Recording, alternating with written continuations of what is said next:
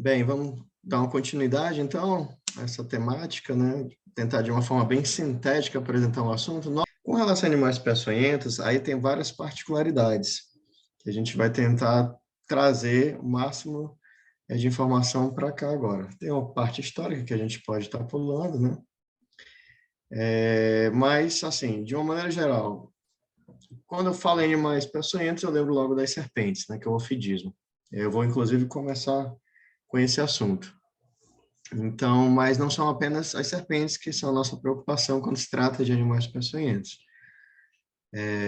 Temos o escorpionismo, né, relação aos escorpiões, temos o araneísmo, que são as aranhas, e tem outros animais, né, da parte das lonômias, né, que são as lagartas, a gente pode dar uma pincelada também, e alguns outros animais que também são considerados acidentes com animais peçonhentos. Né? Tive a oportunidade de participar de alguns treinamentos, né? E a nível de Butantan, é tão rico a variedade de espécies que nós temos no Brasil, e o nosso estado, ele tem uma particularidade muito grande, que devido à sua situação geográfica, você consegue encontrar um pouquinho de cada animais aqui no nosso estado, né?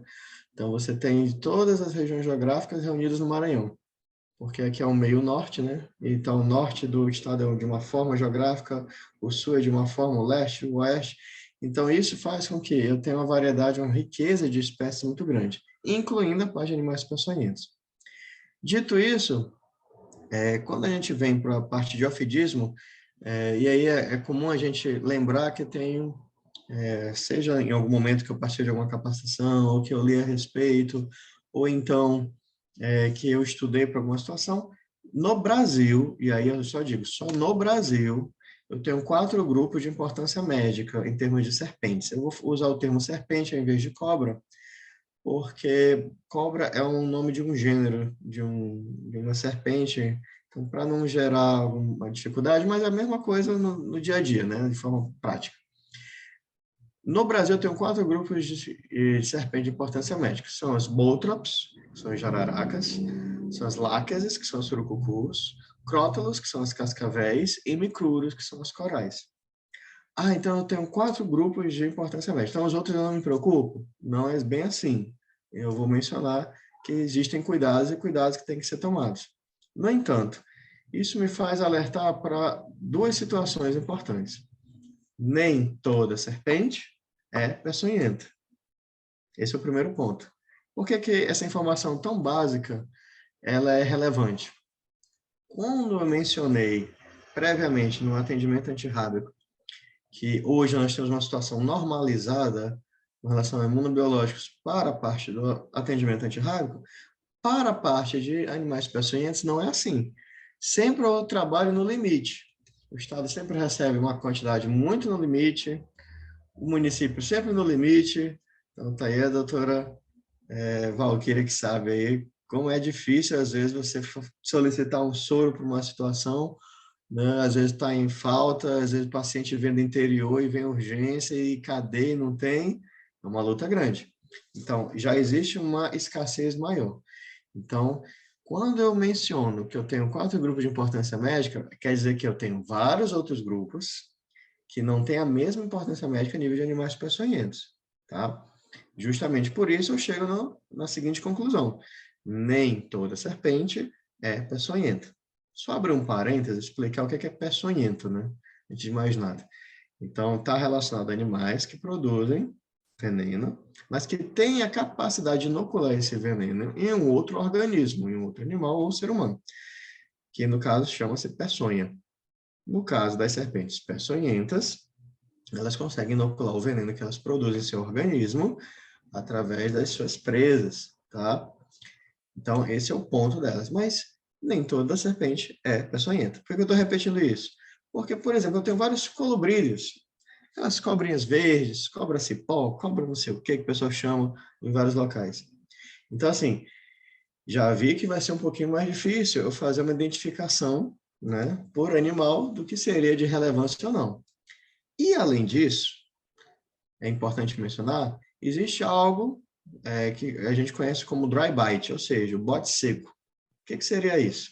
É quando uma dessas serpentes peçonhentas, elas, na busca do seu alimento, elas utilizam o seu veneno em um pequeno animal, por exemplo, um roedor, inocula o veneno serve justamente para neutralizar aquela presa para poder se alimentar, e aí ele usa esse veneno, inocula esse veneno, e logo em seguida tem um contato com o ser humano.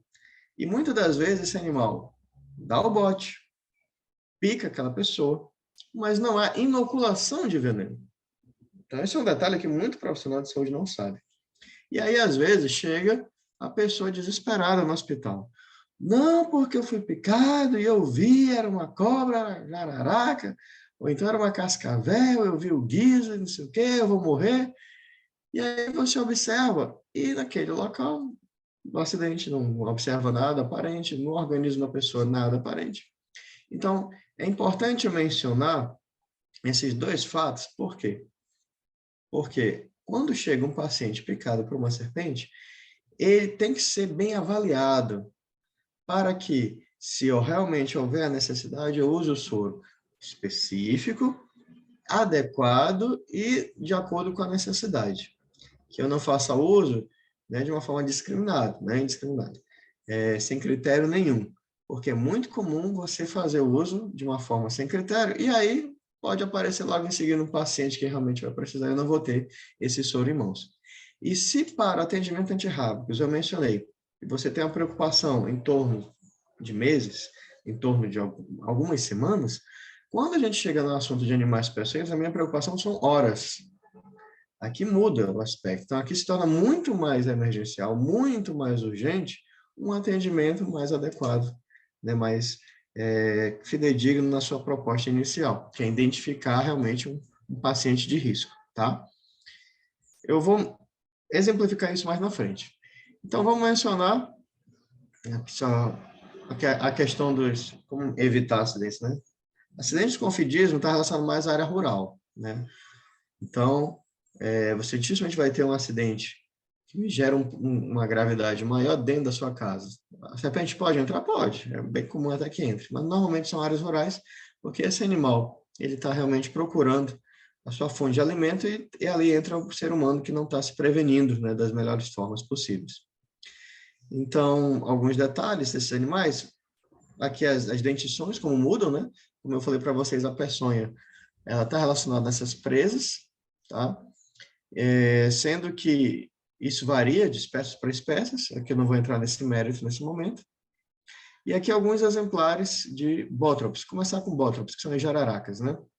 Então, percebam que tem uma variedade de animais muito grande em todo o território nacional, você vê um mapinha bem pequeno do lado, no território nacional, da sua distribuição geográfica. Então, esses animais, eles são os maiores causadores de acidentes no Brasil, pela sua variedade de espécies, né, que tem, pela sua ampla distribuição geográfica.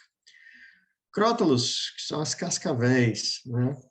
As cascavéis, elas são mais facilmente reconhecidas porque ela tem na ponta da sua cauda esse guizo, né?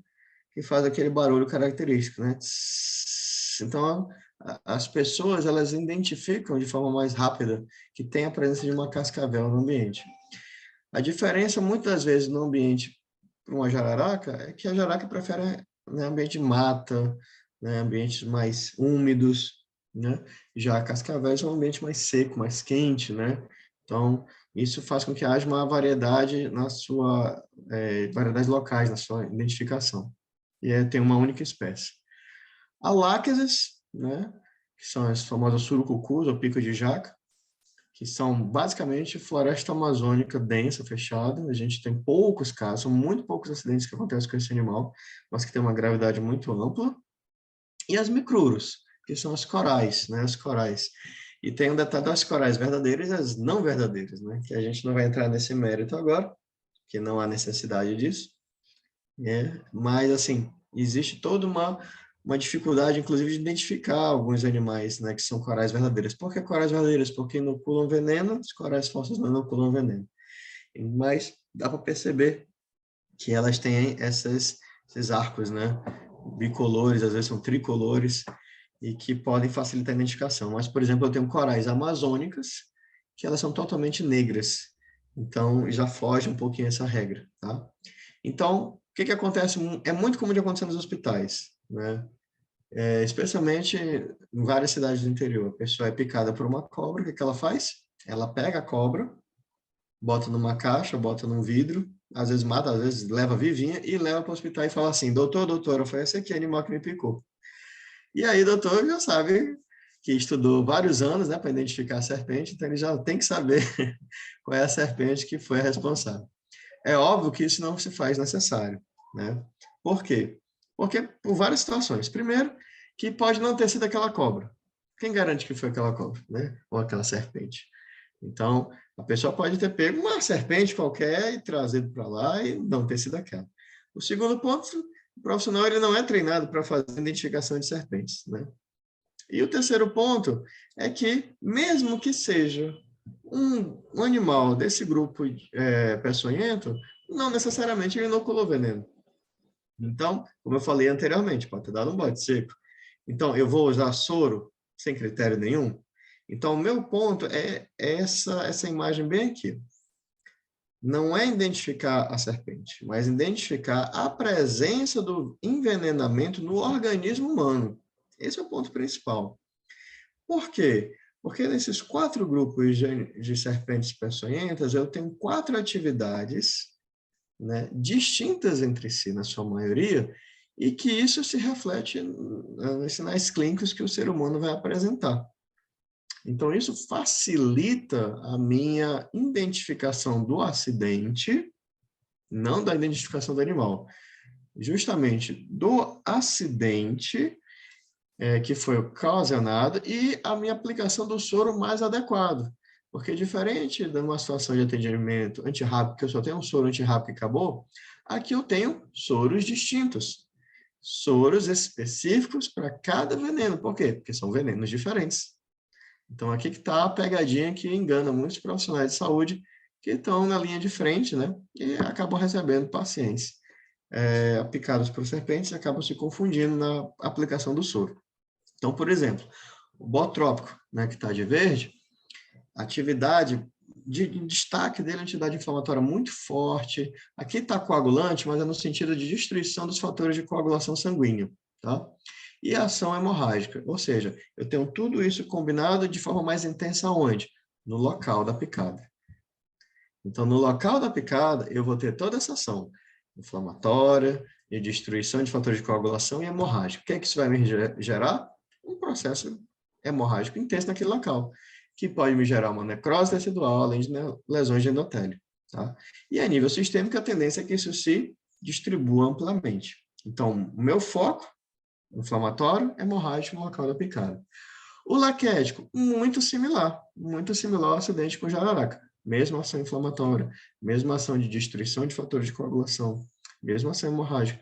Mas ele tem uma neurotoxina específica só dele, que a jararaca já não possui. Então, também tem essa forte ação de necrose tecidual, lesão de endotélio no local da picada. E além dessa extensão, né, desses sinais clínicos pelo organismo, com o passar do tempo, e aqui lembrando mais uma vez um parêntese, horas, né, aqui não estou falando de dias, semanas, meses, não, aqui são horas, eu tenho algo que é só dele, é uma estimulação a nível de sistema vagal, que vai me caracterizar um acidente com lácteos. E ainda bem que são raríssimos os casos que nós pegamos, assim, raríssimos dentro do percentual grande. E a nível de São Luís é mais raro ainda, mas assim, nível de Maranhão acontece muitos casos, especialmente na fronteira com o Pará, né? Região Tocantina, região de Zedoca, região da Sailândia, a gente tem muitos casos para lá.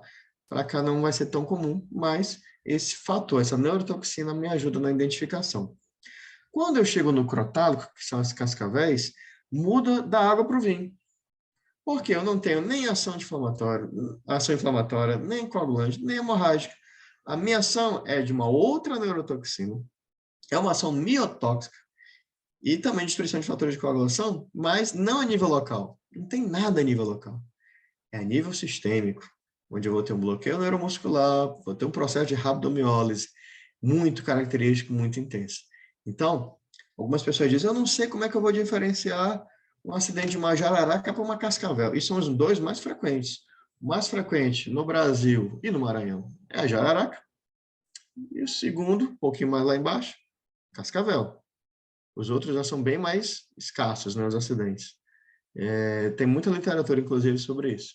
Mas como é que eu diferencio? Não é nenhum bicho de 7 cabeças, eu vou mostrar aqui que não tem dificuldade nenhuma. Porque no local da picada da cascavel, não existe nada a nível clínico que possa ser observável, como tem para a jararaca.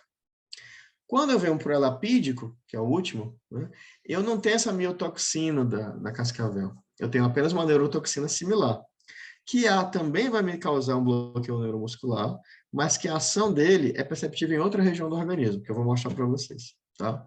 Efeito local também nenhum. Então, ou seja, os dois primeiros, a nível local, têm uma ação muito perceptível, e em sequência ação sistêmica, e os dois últimos, eu não tenho nada a nível local, mas eu vou ter uma ação sistêmica bem perceptível. Então, vamos mostrar como é que isso funciona na prática, né? Então, acidentes botrópicos são as jararacas. O que é que eu vou encontrar uma pessoa picada por jararaca? Processo inflamatório no local da picada, muita dor, obviamente, processo hemorrágico bem intenso naquele local. Então, eu vou ter bolhas, posso ter necrose, posso ter abscesso, e aí vou ter outras complicações. Com o passar do tempo, se torna-se sistêmico, então eu vou ter um processo de coagulabilidade sanguínea, sangramento dos mais variados, e isso pode me gerar, com o passar do tempo, casos de hipotensão, né, choque, além de hemorragias, entre outras situações. Então, o que acontece? Aqui a gente vê, tá dando para olhar, Juliane e Valquíria? Então, eu vou ter edema no local da picada, eu vou ter equimose, né, na região do membro afetado, tá? Então, sangramento. Então, alguns casos mais perceptíveis, por exemplo, olha aqui, ó, edema, eritema, equimose, formação de bolhas. Então, imagina que o profissional está chegando no plantão agora, não sabe nem, não pegou nem a ficha do paciente, olha aquilo ali e pergunta: o que foi isso, meu filho? Não, foi picada de cobra. Naturalmente, o pensamento tem que se voltar para quê? Para jararaca. Porque, além de ser o mais frequente acidente, é perceptível o efeito no local da picada, com ação inflamatória, ação hemorrágica, necrose tecidual e por aí vai, tá? Então, essa parte de ação inflamatória e hemorragia é muito característico com relação ao acidente hemotrópico. É um caso de hematúria, gengivorragia, hematoma, tá? Tempo de coagulação eu falei que fica alterado, porque existe a destruição de fatores de coagulação, então há uma demora maior, mais perceptível, né, no tempo de coagulação sanguínea. E as complicações, né, de abscessos, necroses, muita perda de membro está relacionada a acidente hemotrópico, né, muita perda de membro. Olha aí, amputação de membro, síndrome compartimental não é tão comum, mas pode acontecer, tá? E aí isso pode acabar gerando também algumas outras situações a nível do sistema nervoso periférico. Ah, Vaqueiro, oi.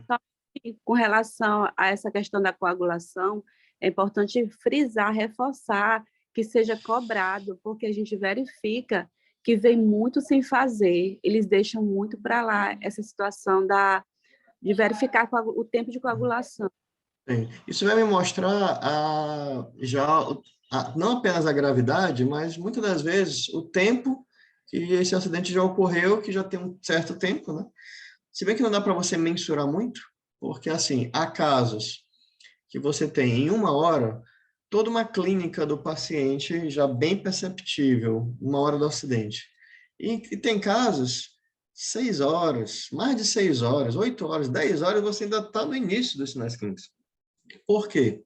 Porque tem a ver com a quantidade de veneno inoculado, que a gente não sabe. Tudo isso está relacionado à quantidade de veneno inoculado. Então, sempre alguém pergunta quanto tempo apareceu sinais clínicos de um animal peçonhento no ser humano. Varia. Varia de acordo com a quantidade de veneno inoculado, que a gente não tem como saber, mas você vai perceber facilmente, né? Porque vai aparecer no organismo, não tem como não aparecer.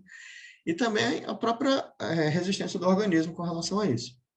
Então, quando eu pego um paciente desse, o que eu tenho que avaliar? Os efeitos locais, né? Dor, edema, equimose. Percebo ou não percebo? A nível sistêmico, eu já encontro os sinais a nível sistêmico somente no local da picada. Então, isso vai me dar uma luz. Tempo de coagulação, está normal? Está alterado? Isso me mostra a gravidade. E aí eu vou partir para a questão da soroterapia. A soroterapia, ela varia de 2 ampolas até 12 ampolas. Por que varia? De acordo com a gravidade dos sinais clínicos identificados no paciente.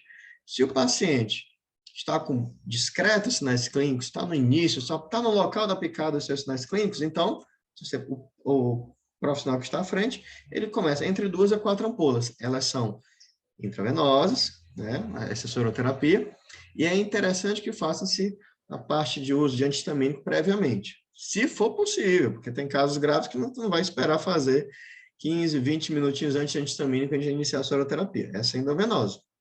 Então, o que acontece? Se por um acaso eu pego um paciente grave, muitas das vezes não vai dar tempo, é uma questão de bom senso, né? E você ainda faz antihistamínico para entrar com a soroterapia. Mas, você tendo a possibilidade, você faz antihistamínico, inicia a aplicação da soroterapia e avalia. Com o passar do tempo, houve uma estabilização do quadro clínico do paciente? Não, houve um agravamento. Vai agravando, eu vou aumentando o número de ampolas até o máximo de 12. Por que o máximo? Eu não posso botar 14? Eu não posso botar 15? Eu não posso botar 20 ampolas? É o máximo de que o organismo vai necessitar para neutralizar o máximo de veneno que foi inoculado. Isso já está na literatura. Então, isso não foi um achismo, isso não foi um chutômetro. Então, já se tem décadas de estudo com relação a isso. E assim, olha, o máximo de veneno inoculado é tanto, e para neutralizar eu preciso de tanto de soroterapia, né, do soro. Então, o soro, ele neutraliza o veneno. Então, o profissional ele vai avaliar, de acordo com os sinais clínicos, entre 2 ampolas até 12 ampolas. É assim que funciona. Ah, então só isso é o suficiente? Não. Eu tenho todo o tratamento sintomático ao mesmo tempo. Isso aqui é só com relação ao veneno inoculado. Então, eu sei que o paciente foi picado por uma serpente. Todos os indícios são de que é uma jararaca pelos efeitos inflamatórios e hemorrágicos. Então, eu foco nessa parte, mas, ao mesmo tempo, eu tenho que ver analgesia, anti-inflamatório, antibiótico terapia, que eu vou mencionar mais à frente, né? Que é como é importante, entre outras situações, né? Se eu tenho uma situação de um agravamento por hipotensão, então tem que estabilizar a pressão do paciente, por aí vai. Todo tratamento sintomático ao mesmo tempo que você vê essa questão da soroterapia, tá bom? Eu vou mencionar os demais, que aí fica mais fácil da gente fazer essa diferenciação. O laquético, por exemplo. O laquético se assemelha muito. A questão do laquético são duas particularidades, né? Então, eu tenho uma serpente, que é a maior serpente peçonhenta da América, são mais de 3 metros ela pode alcançar. Então, se ela é muito grande, ela pode inocular muito veneno, e ela tem essa neurotoxina que eu mencionei no início. Então, ela se assemelha muito à jararaca, apesar do acidente dela ser bem escasso, né? Não é comum de você ver uma surucucu. Então, eu tenho muito problema com tribos indígenas, com pessoas que andam na mata constantemente, né? Mas, a nível local, funciona os sinais clínicos da mesma forma, e a nível sistêmico, da mesma forma como jararaca, vai se ampliando essa situação, hipotensão, só que essa neurotoxina vai me causar essa questão bem aqui, ó. Eu vou ter hipotensão, bradicardia, cólica e diarreia, como eu não vou encontrar na jararaca. Justamente porque eu tenho um estímulo vagal aqui, muito intenso. Então, quando eu pego um paciente, muita diarreia, muita cólica, bradicardia, hipotensão baixa muito rápido, então, de onde você veio? Né? Às vezes é importante fazer essa pergunta, né? Então, às vezes a pessoa está vindo de uma região que não é daqui, da ilha, de um outro local, então as possibilidades podem aumentar de ser um acidente laquético, tá? Aí, nesse caso, o soro não seria o antibotrópico. Aqui é só uma imagem, né, de como a população indígena acaba sendo mais suscetível a esse tipo de acidente. Perceba, olha o tanto de ampolas que podem ser utilizadas. Aqui eu tenho, não é o soro antibotrópico, eu tenho um soro antibotrópico laquético. Então, é um soro específico. Antigamente eu tinha um soro antilaquético, ele até foi conjugado com o botrópico, porque existem similaridades, né, das frações dos anticorpos, mas assim, ele foi conjugado porque são acidentes que não são comuns, né, e são similares com o botrópico. Então, mas aqui eu não tenho um acidente leve, como eu tenho com o jararaca, que é um acidente botrópico, que lá começa com 2 ampolas, vai até 12. Aqui já começa com 10 e pode ir até 20. Então, perceba que há uma quantidade maior de ampolas serem utilizadas, por quê? Provavelmente uma quantidade muito grande de veneno inoculado no organismo. Maior do que uma quantidade máxima, né, inoculada com uma jararaca. Então, essa neurotoxina que causa esse estímulo vagal é que vai me causar essa situação, essa sintomatologia clínica e que me auxilia a identificar que, para lá, acendeu um alerta. pode ser jararaca, mas tem uma coisa errada aqui, tem algo a mais aqui. Então, isso acaba sendo algo que pode chamar mais atenção, tá bom? Com relação a cascavel, que é o acidente crotálico, eu falei para vocês que dá para diferenciar de forma mais tranquila.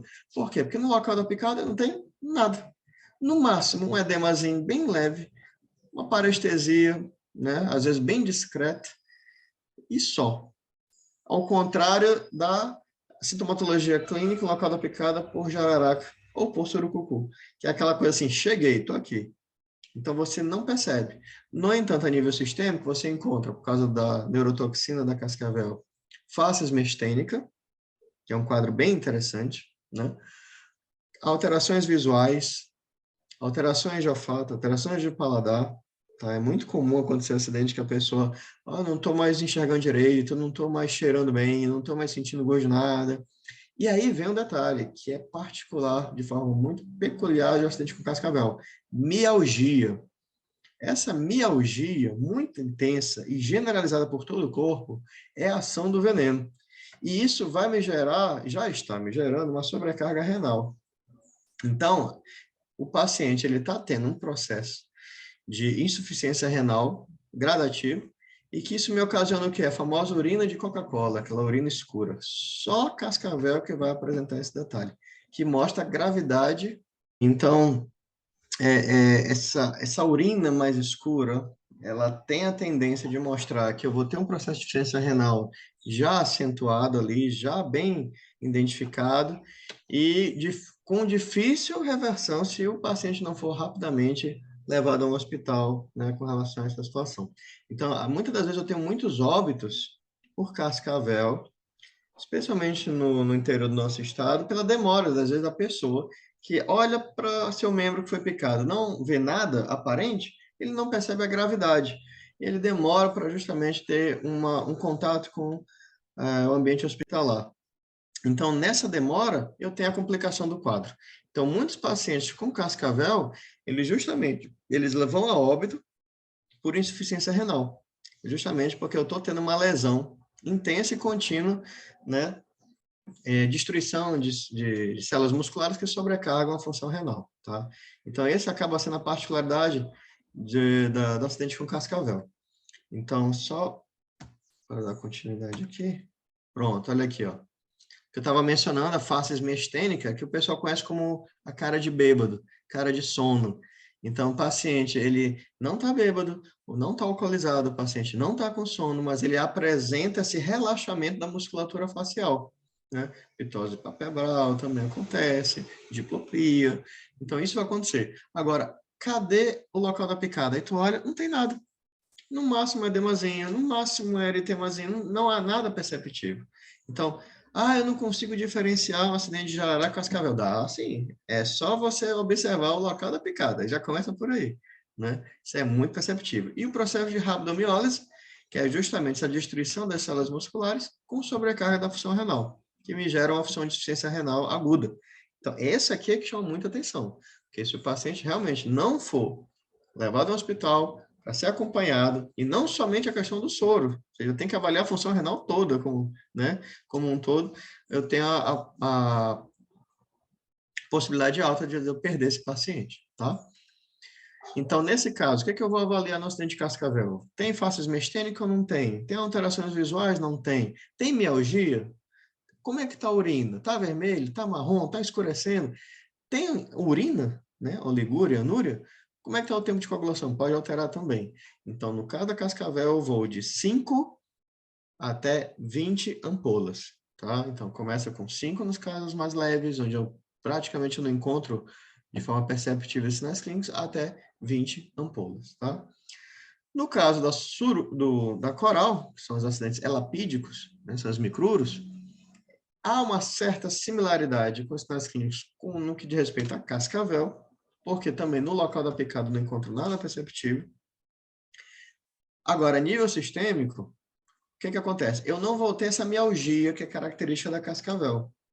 Eu não vou ter essa urina, né?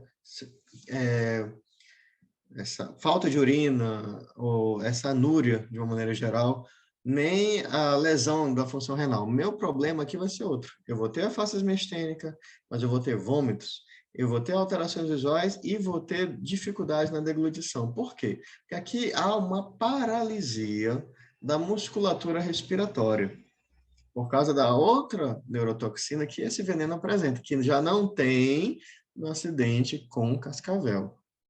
Então, nesse caso, o meu maior receio para acidentes com corais é o processo de insuficiência respiratória.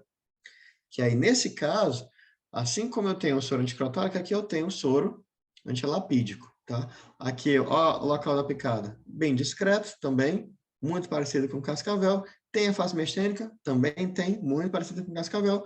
Só que a cascavel, o que é que eu vou me diferenciar além disso? A mialgia, a urina, o escurecimento da urina, né? No caso do acidente com coral, o que é que eu vou ter aqui? O meu maior risco? Justamente a insuficiência respiratória, porque eu vou estar tendo paralisia da musculatura respiratória. Então, esse é o meu maior receio, são os casos mais graves. Nessas situações com acidente com coral, eu não preciso entrar com soro, nos casos iniciais, nem nos casos moderados. Aqui eu faço tratamento sintomático. Mas quando é caso grave, como é que eu sei que é caso grave? Quando o paciente ele já precisa de suporte de ventilação. Ele já não consegue ter a sua respiração natural. Ele já está tendo muitas dificuldades. Então, nesse caso, ele entra com 10 ampolas de soro antilapídico, tá? Associado com neostigmino, né? Então, por quê? Porque justamente eu tenho bloqueio da acetilcolina. É um processo meio neuromuscular. Então, é interessante que esteja associado essa atuação, porque esse veneno tem essa particularidade, né, na atuação dessa musculatura respiratória, que isso que me gera um alerta maior. Então, assim, de uma maneira geral, o que é que eu vou ter aqui? Atropina, neostigmina, né? Posso utilizar o anticolinesterase, de uma maneira geral. O que é que eu vou ter? Eu vou ter 4 grupos que se diferenciam em alguns aspectos, alguns se assemelham em um outro, situação, no efeito local ou não, enquanto outros já não se diferenciam tanto assim. Então, assim, um exemplo aqui, né? A criança deu a entrada, foi picada mais ou menos 6 horas, 5 horas, 6 horas, apareceram bolhas no pé, né? Eu já tenho uma hemorragia na região da orelha, né? Tem hemorragia na região do local da picada. Então, assim, eu posso imaginar que seria uma cascavel? Não. Eu posso imaginar que seria uma coral? Não. Então, eu já descarto 2 grupos de cara, porque nem o veneno da cascavel, nem o veneno da coral causam essas sintomatologias clínicas. Então, poderia ser jararaca, que é o mais comum, ou surucucu. Surucucu é um caso muito difícil, provavelmente teria que estar vindo do interior, de uma região, como eu falei, próxima, na região do Pará, não necessariamente, mas mais relacionada à floresta amazônica. Então, provavelmente é jararaca, né? Só a título de olhar o sinal clínico que o paciente está apresentando, né? Aí alguém pode perguntar, bem, então, se o paciente dá entrada e ele não apresenta sinal clínico nenhum, qual é a minha conduta? Não é para entrar com soro? Não, não é para entrar com soro. Você entra com soro para neutralizar veneno. Quando que eu sei que tem veneno? Quando eu tenho sinal clínico perceptível no paciente. Se não tem sinal clínico perceptível, você vai fazer o tratamento sintomático e deixar esse paciente em observação. Por quanto tempo? Quanto tempo você achar necessário, né? A partir de 12 horas para frente, deixa ele em observação, estabilizar o quadro clínico, porque é o tempo que pode surgir algum sinal clínico de envenenamento por intoxicação, né, com alguma serpente peçonhenta, tá bom? Então, o meu foco é identificar os sinais clínicos. Olha aqui o tanto de exemplos de serpentes que não são peçonhentas. Tem muitas.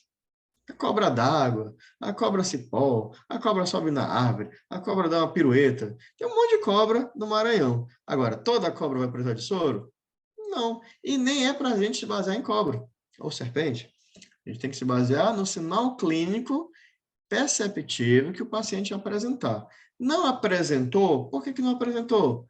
3 situações, pelo que a gente já mencionou. Ou porque não era peçonhento, ou porque era peçonhento, mas não foi inoculado veneno, que é aquele bote seco que eu mencionei no início, ou porque a quantidade foi pequena de veneno inoculado e ainda vai se manifestar. Por isso, ele tem que ficar em observação.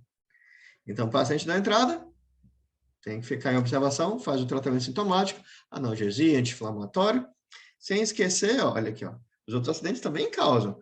Cobra, serpente, não peçonhenta, mas olha o estrago. Precisa de anti-inflamatório, não precisa? Precisa de analgesia, vai doer muito. Então, eu tenho que entrar com todo o tratamento de suporte. Olha aí, ó, uma sucuri não tem veneno, mas ela precisa, a sucuri te engole, né? Não precisa de veneno, mas dói uma picada no animal desse. E aí, o que é que tem muito na boquinha dela? Bactérias, tá? Boquinha de serpente é o que mais tem. Então, o que é que eu não posso esquecer de avaliar? Antibiótico terapia. Há muitos casos de infecções oportunistas que justamente começam no local da picada. Por quê? Porque a boca desses animais é só bactéria. Então, eu também tenho que avaliar a profilaxia antitetânica. Será que esse paciente não precisa dar uma atualizada na carteirinha? Será que não é um caso de utilizar um soro antitetânico? Por quê? A gente vai avaliar de acordo com a situação. Tá? Não é só o envenenamento em si a minha preocupação. São os efeitos secundários que estão ali associados. Tá? Os animais transmitem muitos problemas. Inclusive, a gente tem que lembrar isso.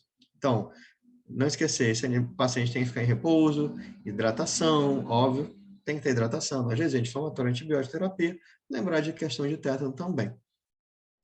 Por que a gente avalia muito isso? Porque existem muitas situações que se fazem a nível em casa, a nível domiciliar, que isso podem prejudicar, né? A questão de torniquete, que é altamente desaconselhável, porque, por exemplo, se eu sei que o maior acidente de serpentes é relacionado a jararaca, jararaca, o meu grande problema é ação inflamatória e hemorrágica no local da picada, se eu faço um torniquete, eu melhoro ou pioro? Destruo o que já estava ruim. Então, muitas das vezes, a pessoa vai fazendo cortes na pele, coloca produtos em cima do local da picada. Então, já tem uma contaminação ampla, fora outras complicações, tá bom? Enfim, então, a correta é a pessoa tem acidente, leva logo para o hospital para fazer essa avaliação. E lixo. Perto das residências é um fator que acaba complicando. Por quê? O que tem a ver? Onde tem lixo, tem roedor. Onde tem roedor, pode atrair serpentes. Simples assim, tá? Dito isso, a gente pode ir para escorpião. Falei muito de serpentes, mas escorpião e os demais a gente vai ser mais sucinto, tá bom? Escorpiões diferenciam o tipo de acidente com escorpiões, escorpionismo diferencia-se com relação a serpentes, porque aqui eu já não tenho um acidente tanto a nível de mata, tanto a nível rural. Aqui eu tenho um acidente dentro das casas, dentro dos domicílios, porque são animais muito pequenos. Metade do meu dedo, às vezes o dedo inteiro nos animais adultos, às vezes muito pequenininhos. Então, esses animais, eles precisam de locais onde eles se abrigam muito menores, são muito mais discretos de serem encontrados, né? Então, aí que está o perigo. Eles acontecem dentro das residências, esses acidentes.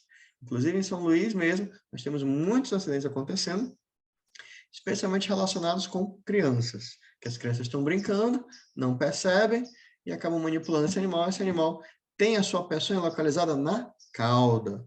Lá que está o veneno que esse animal produz e quando ele pica, ele inocula aquele veneno. No Brasil, eu não tenho 4 grupos de importância médica como as serpentes, que eu tenho 4 soros diferentes, né? Soro botrópico, soro crotálico, soro lapídico, soro botrópico laquético. Não, aqui eu não tenho essa situação. Eu tenho apenas um único soro, que é o soro antiescorpiônico.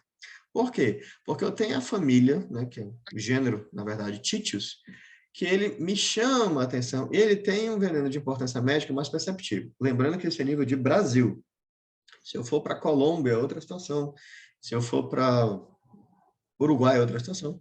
Mas no Brasil, o gênero Titius é o que me chama a atenção. Titius estigmuros, baienses, cerulatos, é o que eles chamam de marronzinho amarelinho, né? Então, esses escorpiões, eles têm um veneno de importância médica muito significativo, tá? E tem aumentado muito o número de casos. Inclusive, hoje, além da dor muito forte no local da picada, eu posso ter situações sistêmicas que podem surgir com relação ao escorpião. Mas não é o mais comum. A grande maioria dos casos é considerado leve, tá? Onde eu vou ter apenas dor, eritema, sudorese no local da picada. Vai doer? Vai doer. Em alguns casos, eu vou precisar até de uma infiltração anestésica para tentar bloquear um pouquinho essa ação, causar, né, a questão da analgesia. Mas há alguns casos mais raros, onde eu tenho uma complicação não apenas no local, mas a nível sistêmico. E aí que é o problema. Porque quando esses casos acontecem, a grande maioria desses casos são em crianças. Então, já está na literatura, e é perceptível isso também, na casuística, que as complicações por escorpião, você pesquisando, você vai ver, fulano de tal foi a óbito, quando vai ver, criança. Eles têm uma sensibilidade maior com relação a escorpiões, tá? Então, o público, diferentemente de acidentes com serpentes, o meu público mais suscetível a complicações, agravamentos para escorpiões está relacionado ao público infantil. Quando esses casos mais graves acontecem, eu vou ter uma alteração metabólica muito intensa. Eu posso ter casos de hipertensão arterial, taquicardia, taquipneia, como eu posso ter hipotensão arterial, bradicardia, bradipneia, e alterando no paciente. Então, essas alterações metabólicas são muito fortes, né? E muitas das vezes eu vou ter situações que podem me gerar o óbito. Qual é o tipo de soro utilizado além do tratamento de suporte, além do tratamento sintomático a ser utilizado? Eu posso usar o soro anti-escorpiônico ou, detalhe importante, soro antiaracnídico. Por quê? Porque no soro antiaracnídico, ainda vou falar a respeito, existe fração do títios nele. Então, imaginando que eu não tenho soro anti-escorpiônico naquele local, naquele momento, mas tem um soro antiaracnídico, eu posso fazer uso dele sim para um acidente com escorpião, tá? Se houver uma necessidade. Entre 2 a 6 ampolas, nos casos em que eu tenho sinais clínicos sistêmicos. Se for apenas sintomatologia local, tratamento sintomático.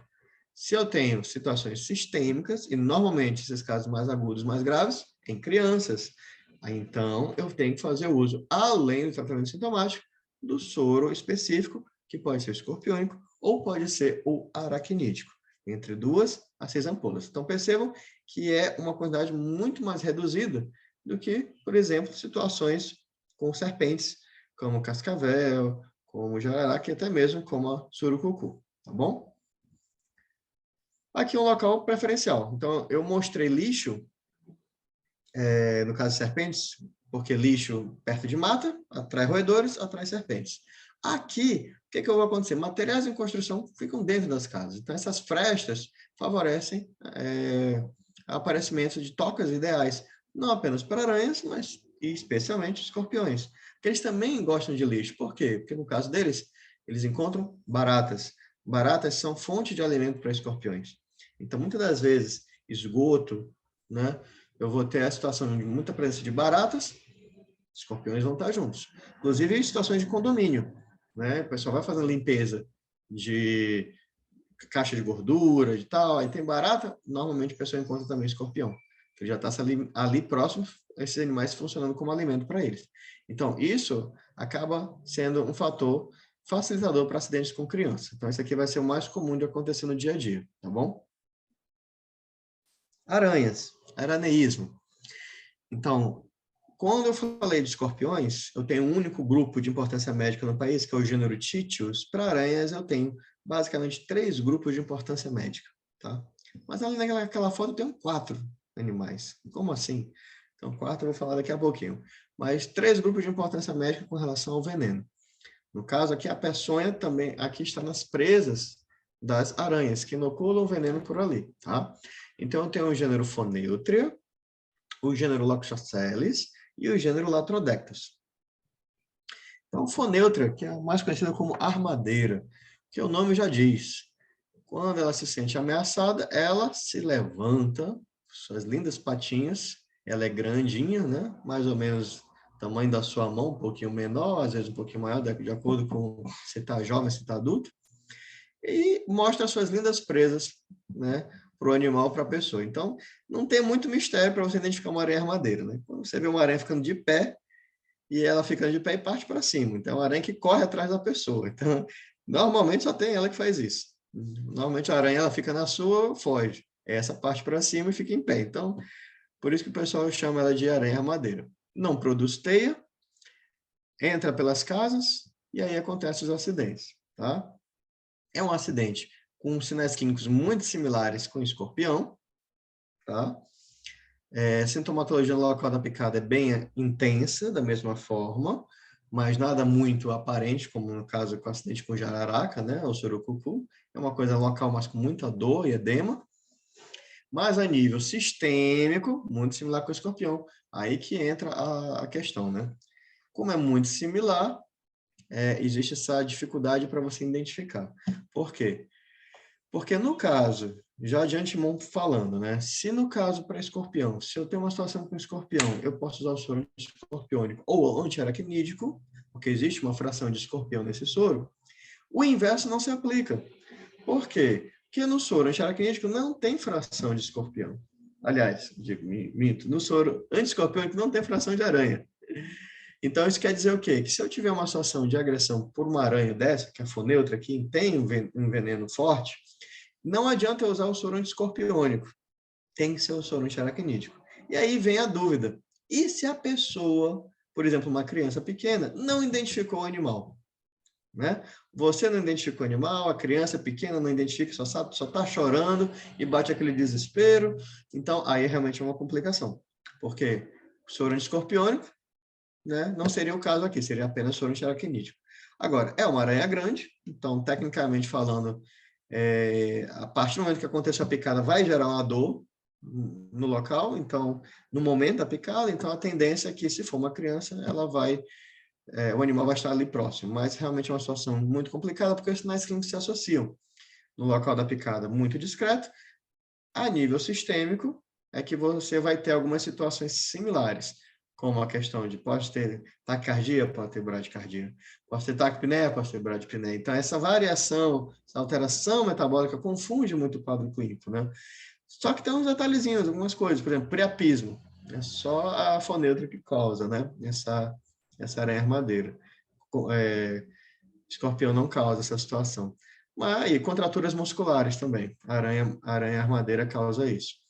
De qualquer forma, a soroterapia indicada, além do tratamento sintomático de suporte, vai de 2 ampolas até 10 ampolas, ou seja, uma quantidade maior do que o escorpião, para casos que envolvam sinais clínicos sistêmicos. Então, de forma similar ao escorpião, se for apenas no local da picada, tratamento de suporte, não se faz necessário entrar com a soroterapia específica, tá bom? Agora, essa aqui, sim, essa aqui eu tenho uma particularidade todinha só ela, né? Que é a aranha marrom, são as Loxosceles. Por quê? Porque essa aqui, ao contrário da outra, que é cheguei, uma aranha grandona, essa aqui é uma aranha miudinha. É uma pontinha no meu dedo, miúda, bem pequenininha mesmo. Então, essa aranha marrom acaba sendo um grande problema. Por quê? Porque ela é uma aranha que produz uma teiazinha bem peculiar. Então, parece um algodãozinho doce. Tem até nessa imagenzinha mostrando. Parece um algodãozinho doce, bem pequenininha. E ela, por ser bem pequenininha, frágil, o que é que ela faz? Ela se esconde em locais bem discretos, onde ela se sente mais protegida, especialmente roupas e calçados. É aí que está a pegadinha. Muitos acidentes acontecem quando a pessoa está colocando aquela roupa que está no guarda-roupa não sei quanto tempo, que você nunca sacudiu na vida, aí você bota aquela roupa e sente um leve alfinete. Ou então você vai calçar aquela bota, aquele tênis, né, que está no local guardado há muito tempo, nunca mexeu mais nele, sente uma picadinha. E o que acontece? Outro ponto que diferencia. Os sinais clínicos normalmente não surgem em poucas horas, como nesses demais que a gente já mencionou, como serpentes, como escorpiões, e até mesmo como aranha-armadeira. Aqui eu tenho dias. E aí é que está outra pegadinha, porque às vezes a pessoa nem lembra do que aconteceu. Não, começou a surgir isso em mim aqui, eu não sei o que foi. E aí a gente tem uma situação que pode ser muito intensa e muito grave, tá bom? Eu tenho duas formas desse acidente acontecer, que é somente a forma cutânea, que se assemelha muito, em alguns casos, a uma picada, por exemplo, de uma jararaca, por causa do efeito de necrose tecidual que vai causar, e lesão de endotélio também. E tem uma forma mais rara, mas também perceptível de acontecer aqui, a gente pegou alguns casos recentemente, que é a forma cutânea hemolítica, que além da lesão a nível cutâneo, eu tenho uma hemólise intravascular. E aí isso pode me gerar um problema mais grave, como uma insuficiência renal aguda lá na frente, tá?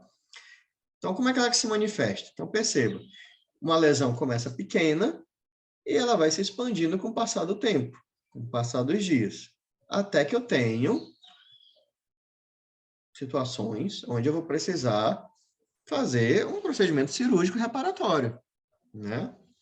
Porque, por si só, uma situação que o paciente chega com uma necrose tecidual dessa, o soro já não funciona mais.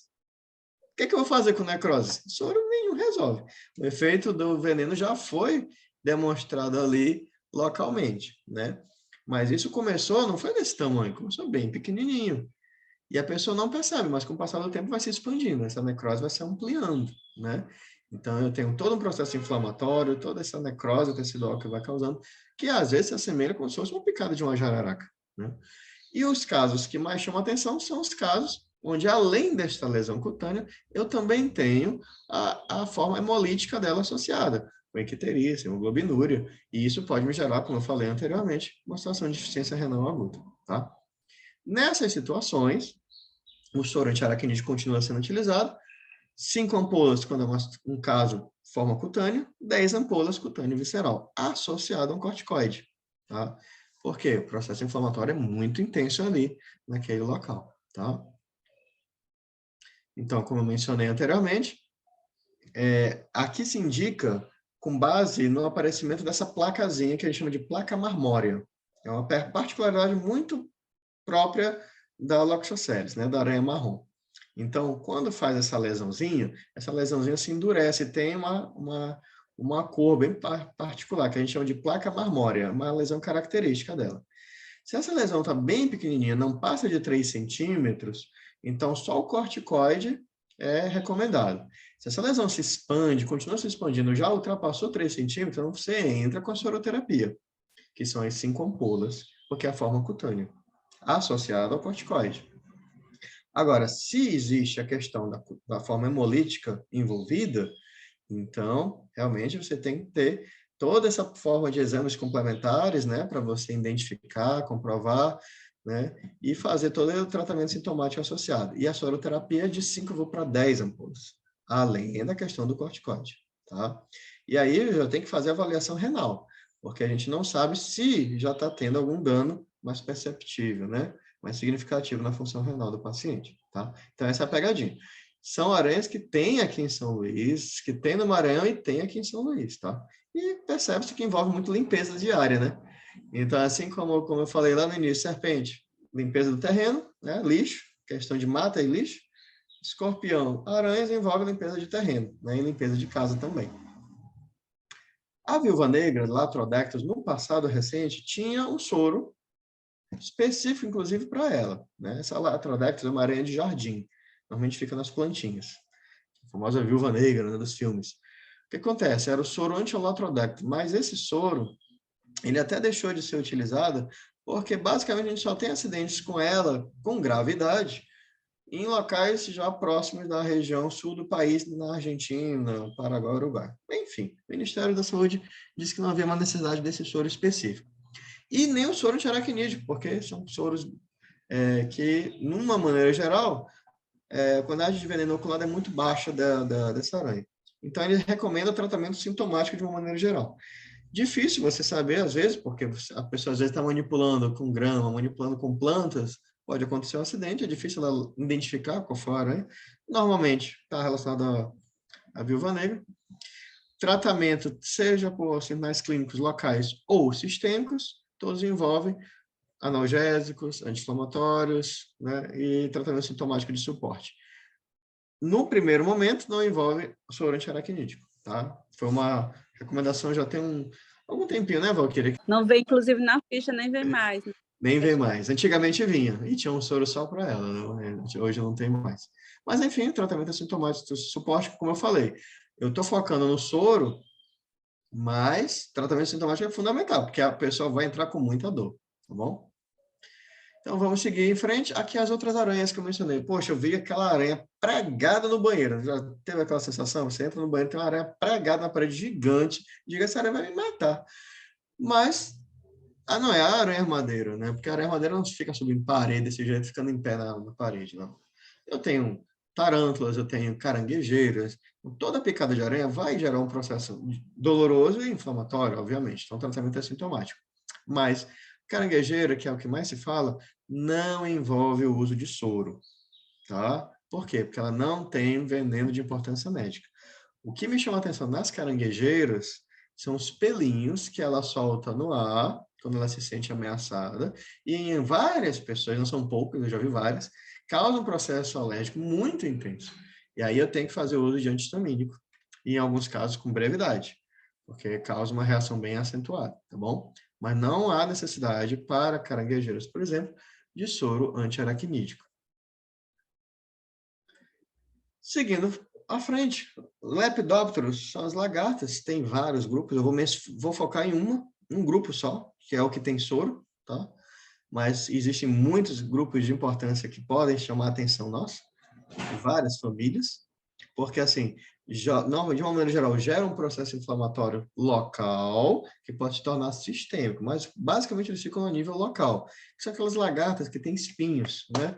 Às vezes a pessoa manipula e gera um processo de muita dor inflamatório bem acentuado. Né? Aqui alguns exemplos. Tem o caso das ilésias, mas a gente teve até casos recentes no interior do estado de ilésias, mas não é tão comum, né? Que causam um processo de dermatite bem acentuado também, mas que envolvem tratamento sintomático, antihistamínico, compressa, fria, etc. Pararamose, que é muito antiga, é da época dos seringueiros, né? O pessoal registra isso. Mas eu queria focar nesse acidente bem aqui, porque nós temos casos no Maranhão e pode acabar chegando paciente aqui em São Luís, né? Não é comum, mas pode acontecer, são as lonômias. O que são lonômias?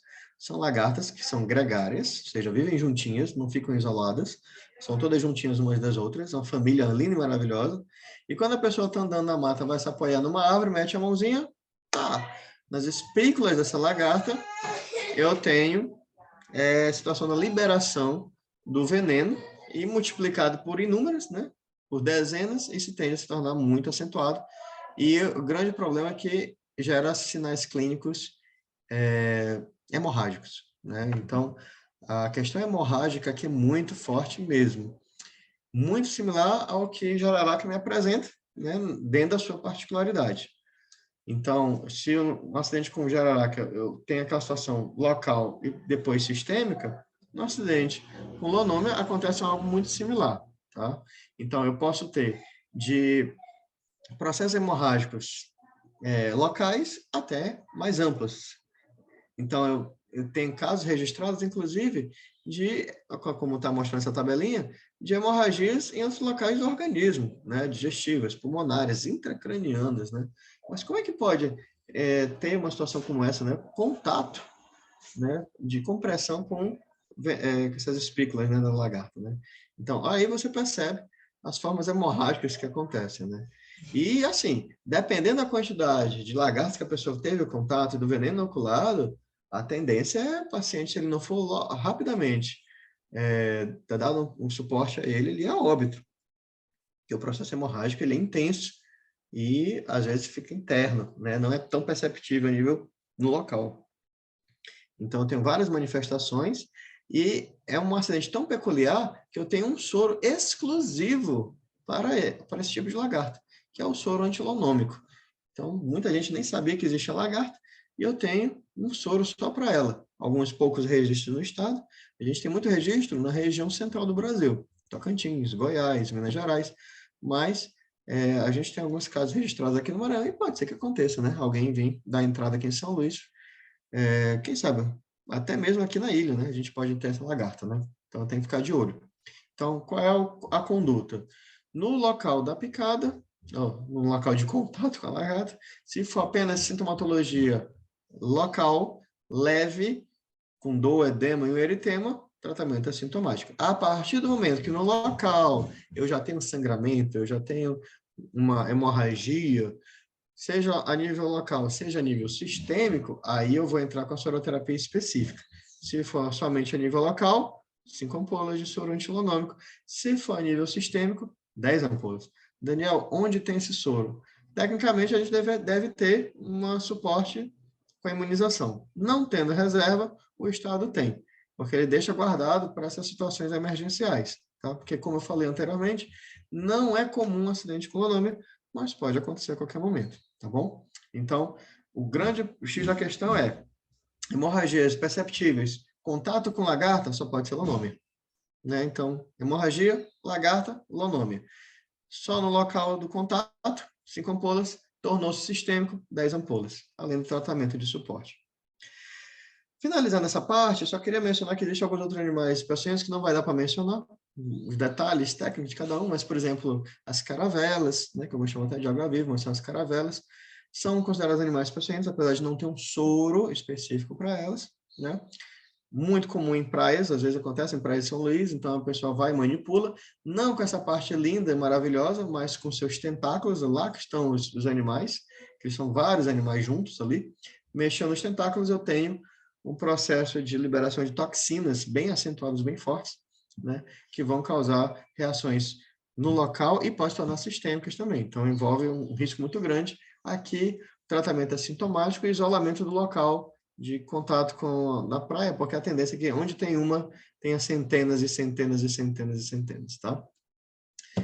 Também de água salgada, né? Vários tipos de bagres, eles têm uma toxina que eles liberam, né?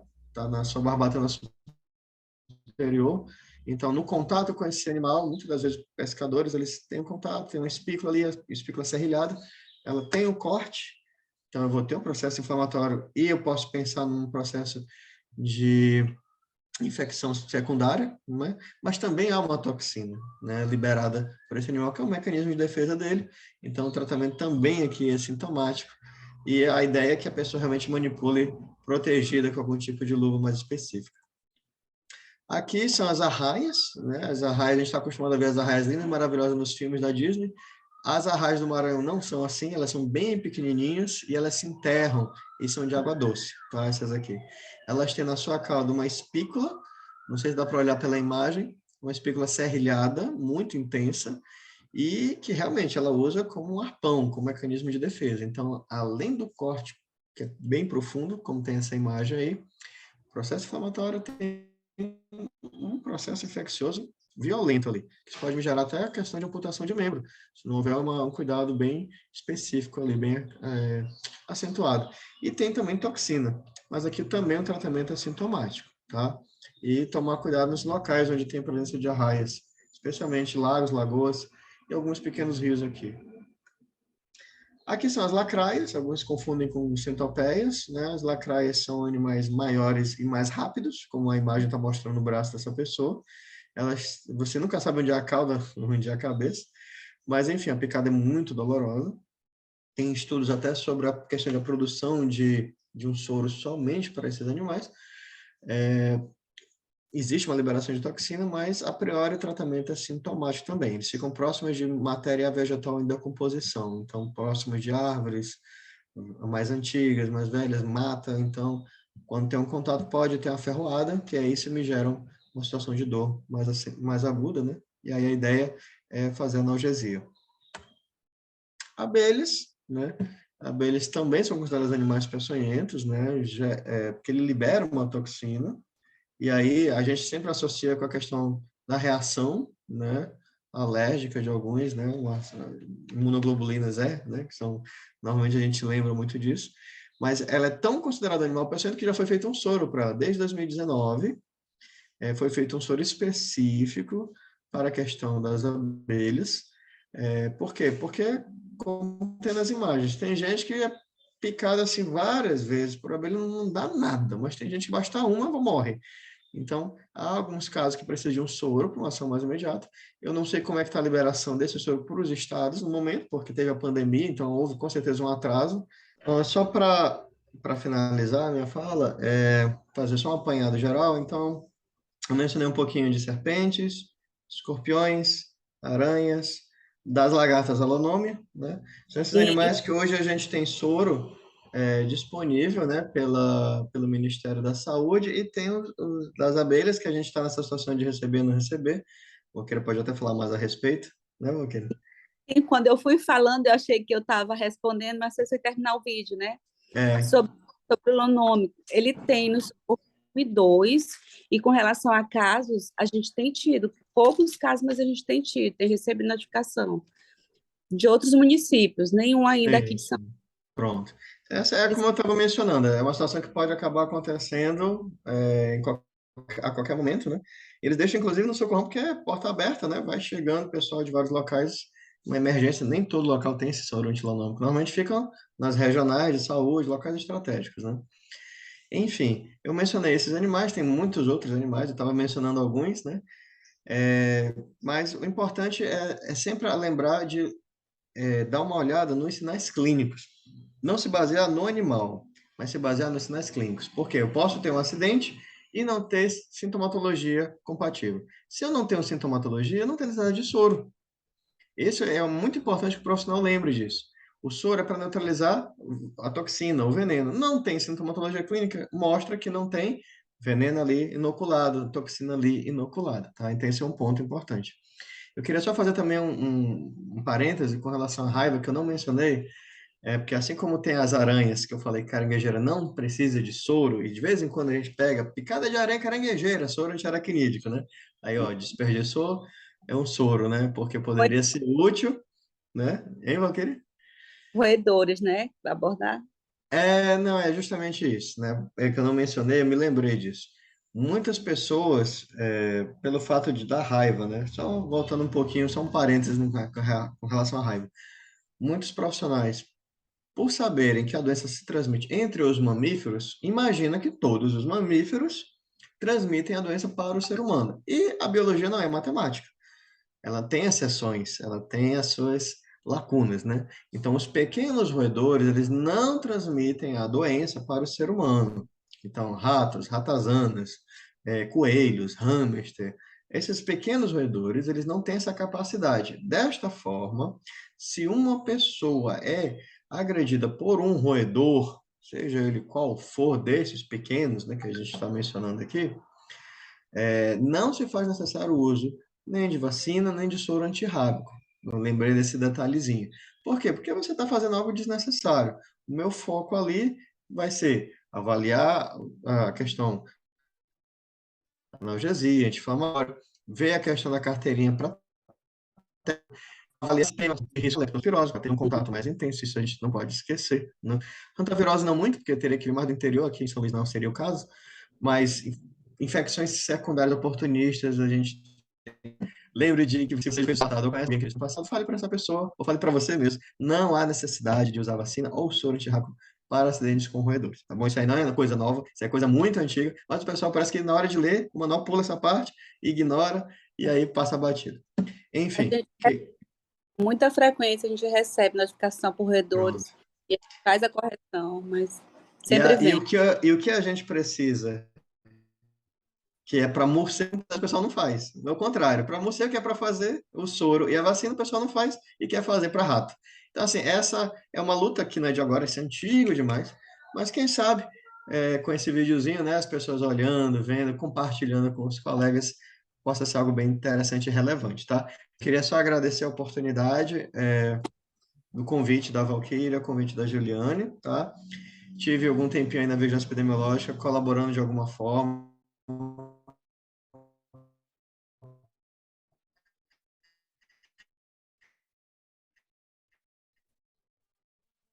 Fiquei e à disposição desse programa, que é um programa que eu gosto muito, a nível de raiva, animais peçonhentos e outras zoonoses também. Sempre que precisarem, a gente vai estar à disposição.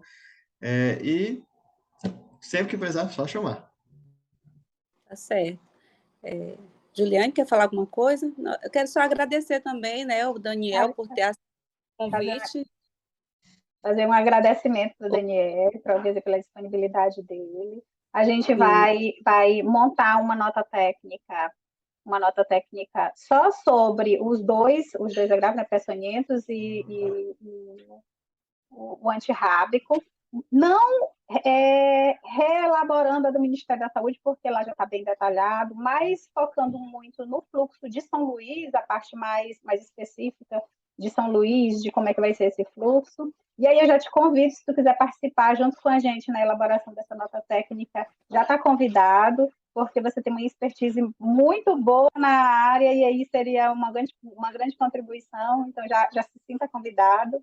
E muito obrigada pela participação. Pode falar, Bob. Valeu, gente. Fiquem com Deus, viu? Um grande abraço para vocês. Prazer. Então, só fortalecer os agradecimentos, né, que Juliane já fez, por Daniel ter aceito, né, e dizer que ele é imprescindível nesses agravos, principalmente nesses 2 agravos. Nem pensar de que a gente vai te deixar para lá, a gente vai estar sempre te convidando, porque, de fato, é uma força importante aí nesse agravo. Tá certo. Obrigada, viu, Daniel? Obrigada, Valeu, gente. gente. Bom dia.